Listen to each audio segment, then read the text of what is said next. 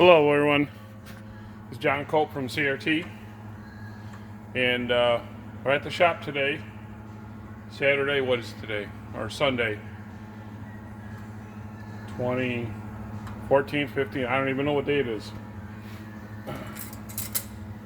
I'm here at the shop today, and I'm going to talk to you a little bit about doing a dyno session. Well, it's not a session, but a dyno pull on a valve body that I just put together, and want to show you the dyno and just give you a couple numbers on what this is and talk about a little bit about the trans brake. So what I'm going to do is I'm going to fire it up.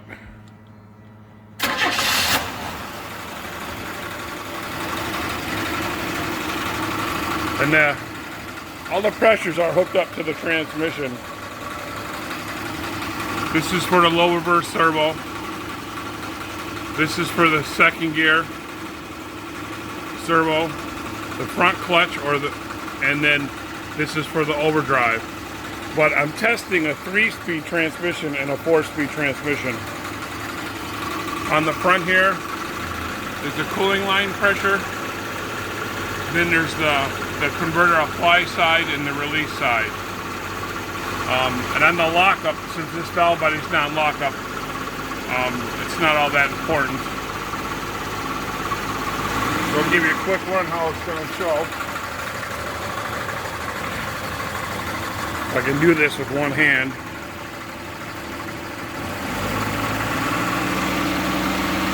First gear.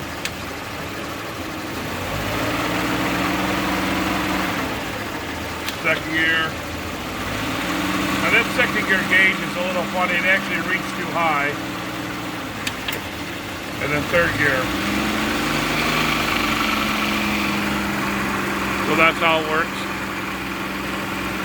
And I'm just testing this valve body because this one, let me shut that machine off. I'm testing this one because it's going overseas. So it's just a reverse manual, high pressure, 727 valve body. But I did want to touch some bases on what we got cooking with our 48RE and or any one of our trans brakes. With a little bit of modifications to the valve body, and this is one right here, we can now monitor torque converter pressure. As you can see, I do it here on my dyno, but now you can do it in your car either with gauges or a race pack. With my valve body, any one of my trans brake valve bodies, including the 48RE lockup valve bodies, we could do modifications to the valve body to where the pressure for the converter on the front side comes out here in the accumulator port, which with my valve body is no longer being used.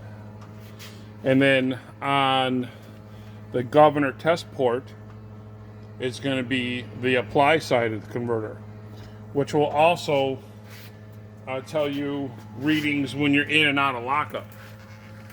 And what that does, if you hook up those two up to a data link on your race pack, that's going to allow you to go back after a pass and monitor and read what the converter pressure was on the front side and the back side, and a lockup pressure, which should go to 0 when it's in lockup on the release side of the converter. Those same ports in this case, even though this is a 46, it's the same for 727 and for the 48. Those two same test ports that I talked about, the governor test port, which is no longer being used, there's no governor in here, and the accumulator test port, which with my valve bodies, the accumulator is not being used. You can also use those two same ports for the dump system, which is not on this transmission. So just something I wanted to get out to you and show you what we got, what we're doing today since we're quarantined. Thank God it's not mandatory. And they haven't called martial law yet, so I'm going to the shop and doing some stuff. There's nothing else to do on a Sunday. So that's about it. There's our 48RE trans brake valve body that's already been modified for the dump system and for the monitoring system to monitor the torque converter front side, back side, and lockup.